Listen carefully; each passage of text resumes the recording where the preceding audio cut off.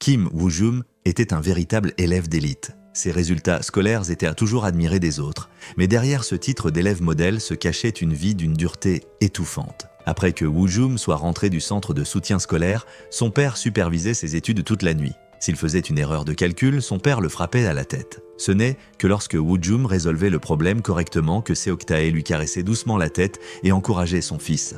La pression de la vie a fait apparaître chez Woo-jum des signes de dépression. Il a voulu essayer de prendre les médicaments de sa mère, mais quand celle-ci lui a demandé ce qui n'allait pas, Woo-jum n'a plus rien dit. Chaque nuit, Woo-jum se sentait toujours suffoqué, comme si quelqu'un l'étranglait. La seule chose qui pouvait le calmer était son vieux lecteur de musique. C'est pourquoi Woo-jum porte toujours un casque. Pour une raison inconnue, le père de Woo-jum le transféra dans une autre école. Lorsque le professeur principal entendit parler des résultats scolaires de Woo-jum, il ne put s'empêcher de rire. Face aux compliments du nouveau professeur, aucune trace de joie n'apparaissait sur le visage de Woo-jum. Ses yeux restaient vides. Il ressemblait à un robot sans vie. Le professeur principal raccompagna Woo-jum en classe. Alors qu'il le présentait à ses camarades, Yoon-ki se glissa dans la salle car il était en retard. Quand le professeur principal vit Yoon-ki, il ne put que le gronder impuissamment en quelques phrases. Après que Woo-jum se soit dirigé vers sa place, le professeur leur donna à chacun une feuille de papier. Il dit aux élèves d'y écrire leurs rêves pour l'avenir. Tout le monde devait l'avoir terminé pour le lendemain et le remettre au professeur. Ce soir-là, Seok-tae vit la feuille.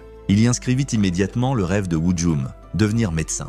Bien que cela ne plaise pas à Woo-jum, il n'eut aucune chance de protester. Le lendemain, Woo-jum arriva en classe et assista à une scène de violence scolaire. La brute Hong-il et sa bande frappaient un camarade parce que celui-ci ne lui avait pas acheté de pain. Woo-jum ne s'en soucia pas. Il se dirigea tranquillement vers sa place et commença ses devoirs. Soudain, Hong-il fit tomber accidentellement le lecteur de musique de Woo-jum.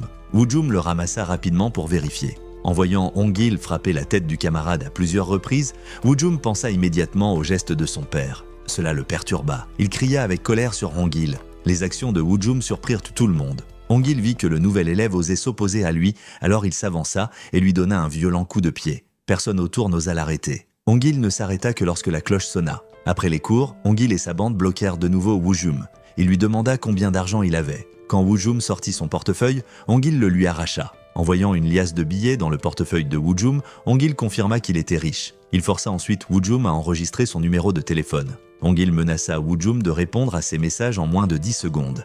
S'il avait d'une seconde de retard, il recevrait un coup de poing. Quand Woo-jum partit, Hong-il se vanta auprès de Sung-jin.